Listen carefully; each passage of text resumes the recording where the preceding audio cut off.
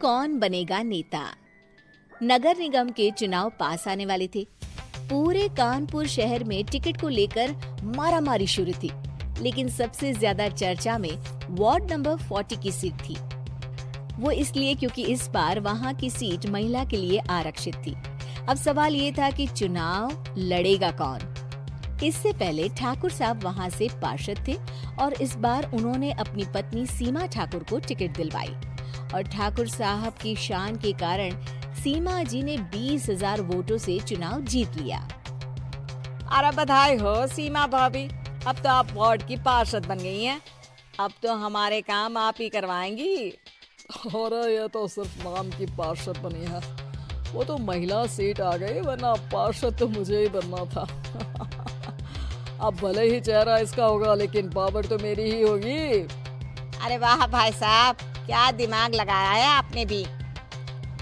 आइए आप लोग, खाना लगा दिया है सबके लिए। सीमा जी पार्षद बन चुकी थी, फिर भी उनकी एक ना चलती। सारे काम ठाकुर साहब खुद ही संभाल लेते और जहाँ जरूरत पड़ती वहाँ सीमा जी का अंगूठा लगवा लेते। सीमा जी ज्यादा पढ़ी लिखी भी नहीं थी। एक दिन ठाकुर साहब और सीमा एक प्रोग्राम में जाते हैं। अरे ठाकुर साहब, आप आ गए। ओहो, पार्षद मैडम भी आ गई हैं। स्वागत है आप दोनों का। लगता है हमारे पार्षद फंड का सही इस्तेमाल हो रहा है। चलिए अब उद्घाटन करते हैं।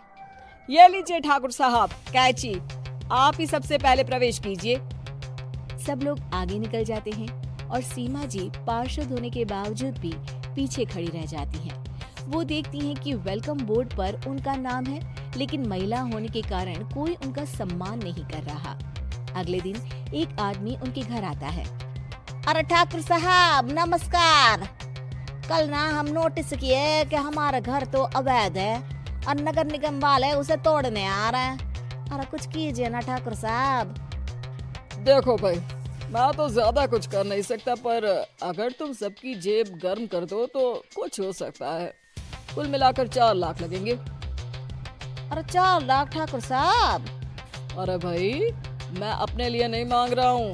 दरोगा है, इंजीनियर बाबू है, बड़े साहब है, सबको देना पड़ता है ना थोड़ा थोड़ा। बोलो है मंजूर? तभी वहाँ अचानक सीमा जी आ जाती हैं। अरे ये आप क्या कर रहे हैं? पहले इन्हीं लोगों से तो आपने वोट मांगे, अब इनसे ही पैसे ले रहे हो। अरे चुप रहो तुम, तुम्हारा काम है सिर्फ अंगूठा लगाना, तुम वही किया करो। मुझे दूसरे काम तुम मत सिखाओ, समझी?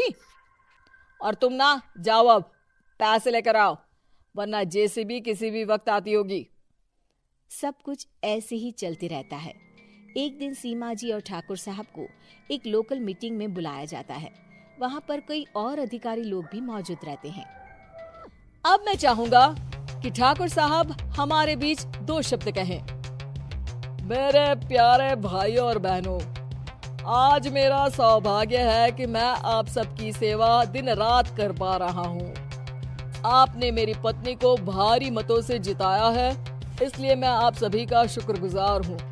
मैं आप सबसे वादा करता हूँ कि हमेशा की तरह हमारे वार्ड में किसी को कोई तकलीफ नहीं आने दूंगा।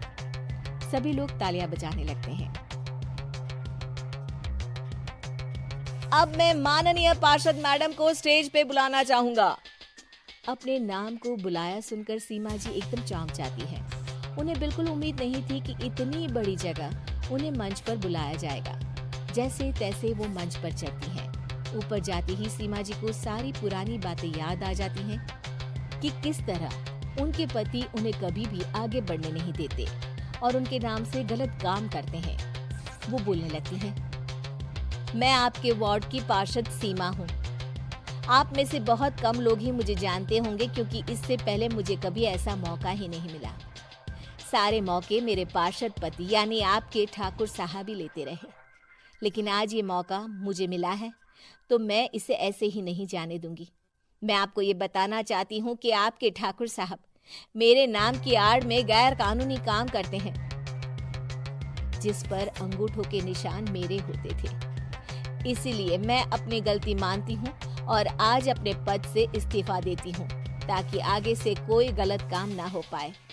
अब फैसला आप सबके हाथ में है कि आप हमें क्या सजा देना चाहते हैं। सीमा जी की बातें सुनकर ठाकुर साहब के चेहरे का रंग उड़ जाता है और वो शर्म से मुंह नीचा करके वहां से चले जाते हैं और पद से इस्तीफा देकर ही सही सीमा जी अपने आप में आत्मविश्वास महसूस करती हैं।